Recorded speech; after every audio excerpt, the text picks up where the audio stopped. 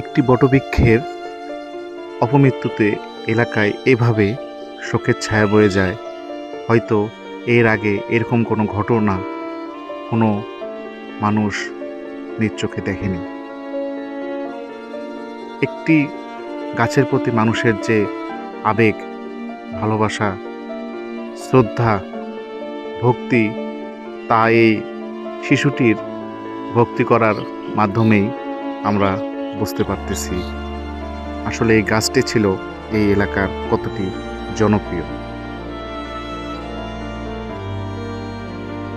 এই যখন যা দেখছি পেজটির বয়স প্রায় 1 বছর পার হয়ে আসছে।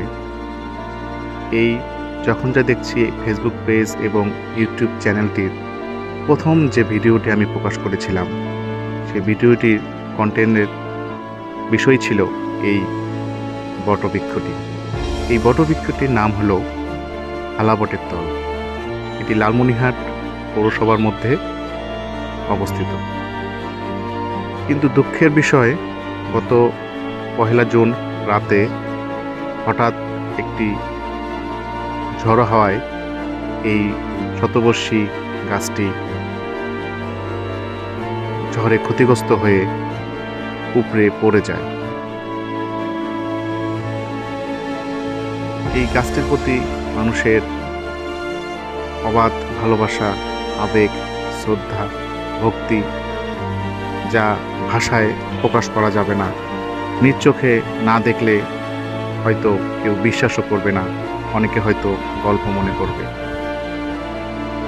তাই এই গাছ সম্পর্কে কিছু বলার জন্য আজকে আমার এই কন্টেন্টটি আমি তৈরি করেছি। এখানে এসে আমি মানুষের মধ্যে যে ভক্তি, যে শ্রদ্ধা দেখেছি এই গাছটির প্রতি, তা আসলেই বিশ্বাসযোগ্য নয়।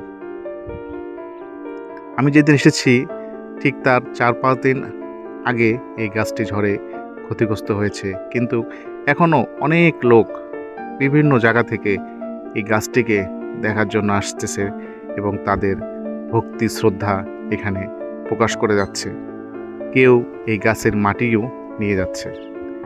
এর কিছু কারণও আছে, কারণ এই গাছটির ছিল এক অলৌকিক ক্ষমতা। এই গাছটিতে মানুষ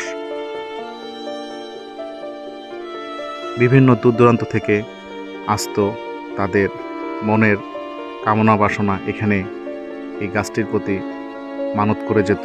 এবং আমার জানা মতে, আমি যাদের সাথে কথা বলছি, অনেকেরই এই মানত কীভাবে যেন ফলে যেত এবং মনের আশা এই গাছটির মাধ্যমে পূরণ হতো। তাই এই গাছটির প্রতি মানুষের একটি অবাধ ভক্তি এবং শ্রদ্ধার জায়গা আছে।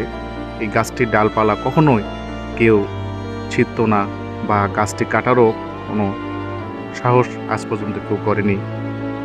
এই গাছটির ডালপালা এমনভাবে ছড়িয়ে গিয়েছিল যে রাস্তায় চলাচল করতে সমস্যা হতো। তখন পৌরসভা থেকে রাস্তা নিচু করে তৈরি করা হয়েছিল, তারপরও গাছের একটি ডালও কাটা হয়নি।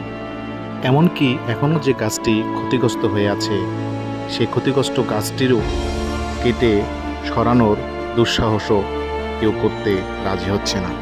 পরিশেষে কঠিন বাস্তব হলেই সত্য, এই গাছটি এখন শুধুই মানুষের মুখে মুখে গল্পের মতোই থাকবে। বাস্তবে আমরা আর এর প্রতিফলন দেখতে পারবো না। ভালো থাকবেন বন্ধুরা, আবার দেখা হবে নতুন কোনো